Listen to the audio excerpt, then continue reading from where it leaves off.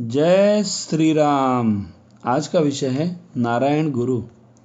नारायण गुरु का जन्म केरल प्रांत के तिरुवनंतपुरम यानी त्रिवेंद्रम में 12 मील दूर बसे चंपाझड़ी गांव के किसान मदन आशान आचार्य के घर कुट्टी अम्बा, कुट्टी का अर्थ दोष रहित, के यहाँ 20 अगस्त 1854 को ईस्वी सन में हुआ। यह इलुआ वंश के थे।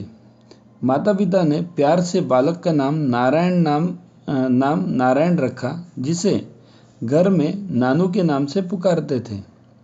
इनके पिता संस्कृत के प्रकांड विद्वान थे।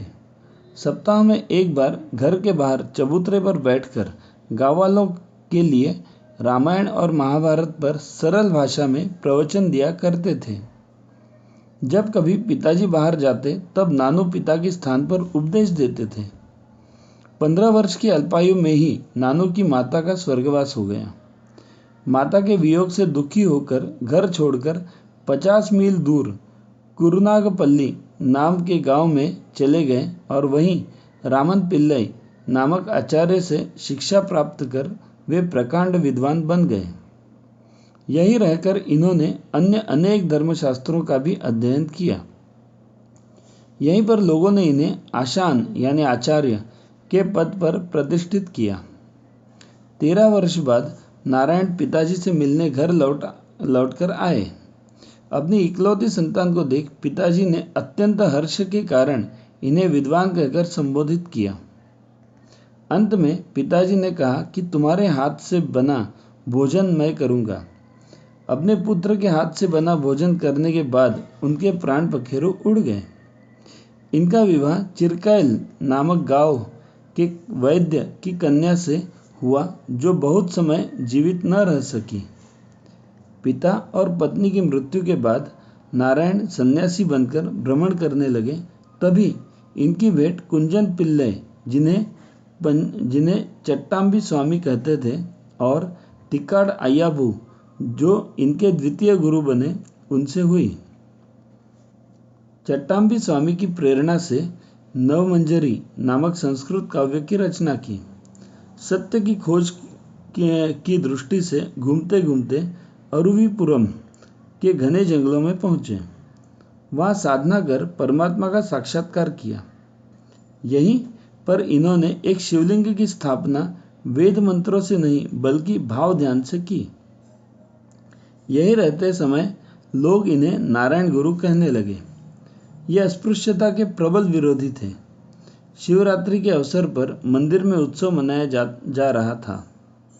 आनंद में सम्मिलित होने जब सैलाब उमड़ा था, तभी उनकी दृष्टि कोने में खड़े अस्पृश्यों पर पड़ी। उन्होंने उनमें से 2 बालकों को बुलाकर अपने पास बैठाकर समाज को समरसता का प्रत्यक्ष संदेश दिया। क्षेत्र में प्रचलित अस्पृश्यता, पशुबलि व मद्यपान का प्रबल विरोध किया, जिससे बलि प्रथा समाप्त हो गई और उन्हीं स्थानों पर पाठशालाएं खुलवाई तथा मंदिर बनवाए।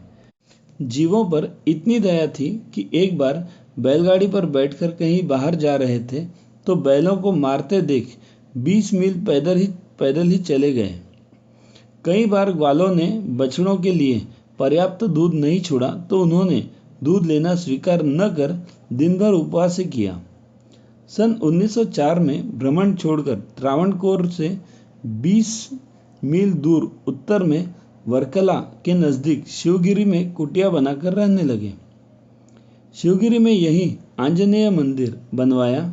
यहीं इन्होंने 1912 में शारदा देवी का एक मंदिर बनवाया तथा एक संस्कृत पाठशाला खोली, जहां बिना जाति भेद के सभी बालकों को प्रवेश दिया। गरीबों की भारी सहायता करते थे।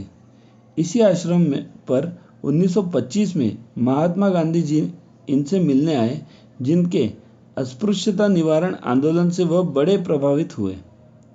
आश्रम पर रविंद्रनाथ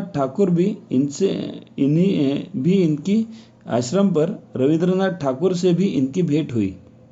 यहाँ पर इन्होंने जाति मीमांसा नामक एक ग्रंथ लिखा, जिसकी पहली कड़ी संस्कृत में शेष मलयालम भाषा में दी जिसमें जाति प्रथा व अस्पृश्यता का कड़ा प्रहार किया।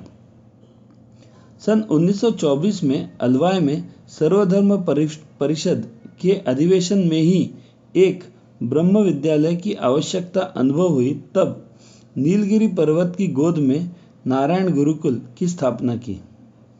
केरल का एक धनी व्यक्ति यूरोपीय युवती से विवाह इसलिए नहीं कर पा रहा था कि कहीं जाति से बहिष्कृत न कर दिया जाए। नारायण गुरु ने अपने आश्रम में विवाह कराकर स्वयं आशीर्वाद दिया। आडंबर के विरोधी थे।